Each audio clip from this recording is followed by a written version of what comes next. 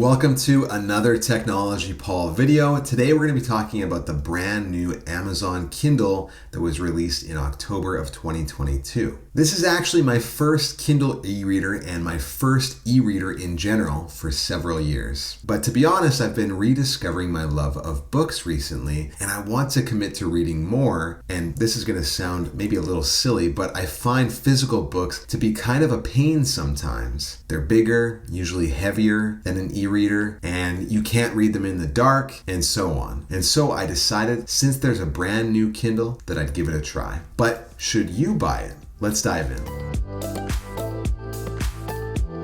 Now, this is just one of 4 different Kindle versions you can buy from Amazon. This is the entry-level model, but because it's newer than some of the others, it makes a pretty good case for itself. Let me explain. Let's take a look at Amazon's comparison chart. First of all, price. The Kindle lineup ranges from $129 to $329. The entry-level Kindle is the smallest display size at 6 inches, but the biggest one is only an inch larger at 7 inches with the Kindle Oasis. The storage on this thing is 16 gigabytes, which is double the Paperwhite storage, unless you pay the extra $10 for 16 gigabytes. The resolution on all of these devices is 300 pixels per inch, which is significant because I believe the previous entry-level model had about half as many pixels. The more pixels you have, the easier it's going to be to read the screen. So that's a pretty big deal that the entry-level model has the same as the rest in this category. That's one thing that can truly make your reading experience pretty poor if the resolution isn't high enough. Now, as for the front lights, which allows you to read in the dark, it's got just 4 LEDs compared to 17 or 25 on the other Kindles. Plus, you'll notice the other Kindles have warm lights, which makes the screen look a bit more like paper, whereas the light on the entry-level Kindle is cool. And it's not an auto-adjusting light. You'll need to adjust the brightness manually.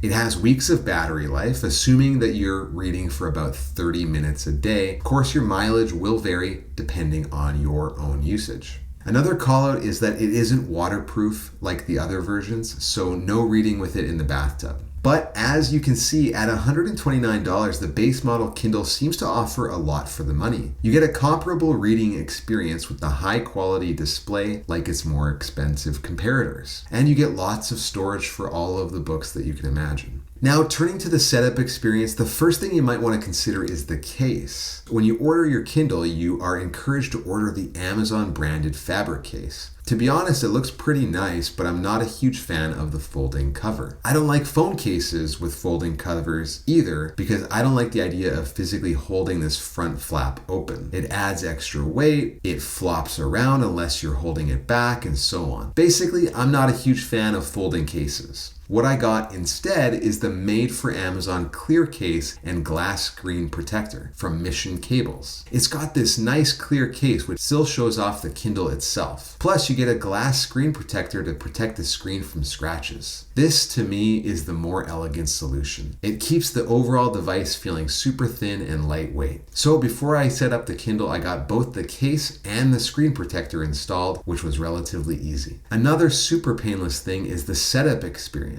Because I ordered this from Amazon, it was already loaded with my Amazon account. I just had to connect to Wi-Fi, enter my Amazon password, and that's it. As soon as you do that, you have access to your existing library. Amazon also offers a 3-month introductory deal of Kindle Unlimited when setting up the device. Now, you might have seen my review of Kindle Unlimited from a couple of months ago, though probably not because nobody watched that video.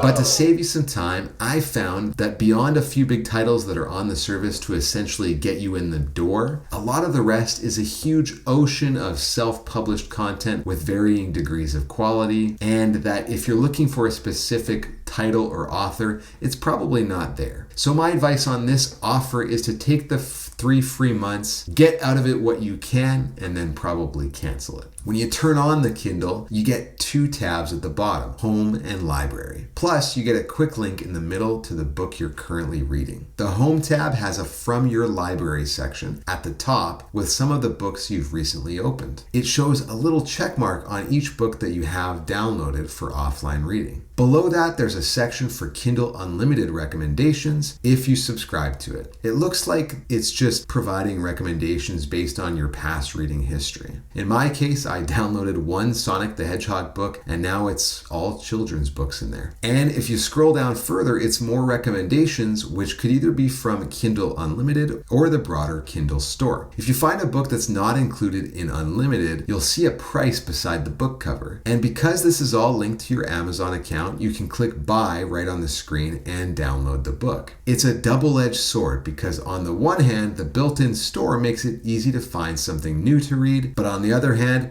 that's how they get you. That's the whole point of these Kindle devices. It's a dedicated Kindle store in the palm of your hand. The Library tab naturally shows all of your books. You can use filters if you have a large library though. You can sort by downloaded, books you haven't already read, and then you can choose file types as well. For example, you can sort by documents as that's a supported feature. You could upload PDF and Word docs, for example, and view them here. That's not a use case that I will ever use, but hey, to each their own. You can also sort your collection alphabetically by title or by author, most recent, or publication date. When reading a book, you can swipe left or right to turn pages forward or backward. If you swipe up, you get the option to scrub back and forth if you want to go back multiple pages. You can even look at pages in grid view to find a particular page within a certain range. If you tap near the top of the screen, you get a few more options like the ability to customize your fonts and layouts. You can change font size, font family, bold or not bold. You can even change the text orientation, alignment, and spacing. You can jump to the table of contents quickly as well, or if you've highlighted any sections of text, those get stored in a master list you can go back to anytime. You can also toss a bookmark down just like a real bookmark. Now it's not necessary because the Kindle saves your progress anytime you stop reading, but you can place several bookmarks and there's really no limit if you want to specifically mark many different pages. There's a search feature too, which is great. Oftentimes you might want to find that one sentence you remember reading, but you didn't bookmark it or highlight it. You might not even remember the whole sentence, but if you remember at least part of it, you can search it here and rest assured you'll find it. There's also another interesting feature that the Kindle offers called X-Ray. It essentially keeps track of the important people, notable clips, and terms within the book. So if you tap on a term that keeps coming up in the book, it will show you the definition of the term as outlined within the book itself. Plus, if the book has images, you can use X-Ray to pull up a list of all the images so you don't have to go searching through hundreds of pages. It's a way to try and pull out all of the most important information from the book and make it as usable as possible. I could see this being useful if you're studying a particular book for school, as you can quickly get to the definitions that have popped up throughout the book. Beyond the features of the device, one thing stands out clearly: the things that it can't do. This thing doesn't get phone calls, text messages, or Twitter notifications. I can't mindlessly scroll Instagram reels, play games, or take photos. That's not a bad thing though. The fact that it can't do all of those things means it's essentially a single-purpose device. It's really satisfying just to sit and read with my phone nowhere near me. No distractions coming in, just me and my book.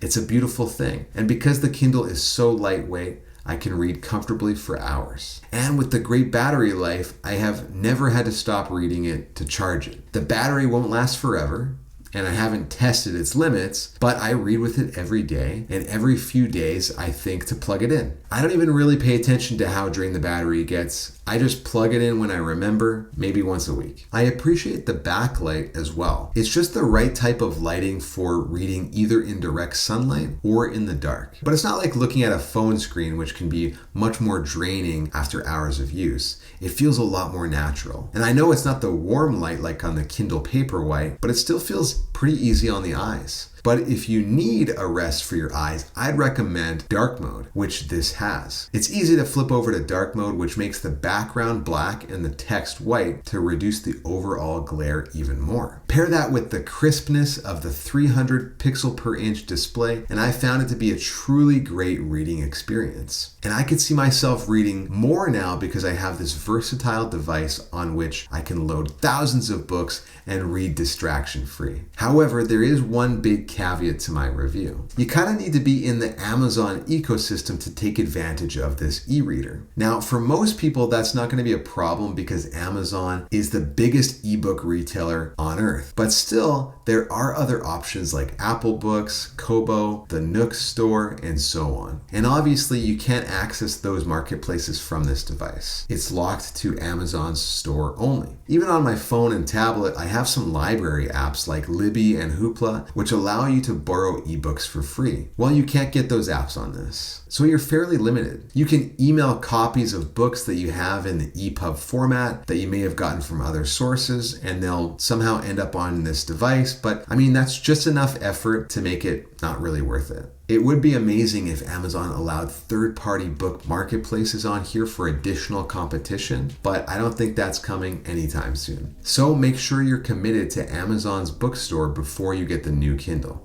What do you think of the brand new 2022 Kindle? Did you order one? Is there anything that you agree or disagree with in my review? What model Kindle do you find to be the best? Or is there an even better e-reader out there that's not from Amazon? Well, let me know in the comments. If you enjoyed the video, click that like button as it helps other people find it who might want to learn more about the new Kindle. And if you like tech, gaming, or software and service reviews, click subscribe. I've always got something new in the works and I upload new content all the time. Thanks, and we'll see you in the next one.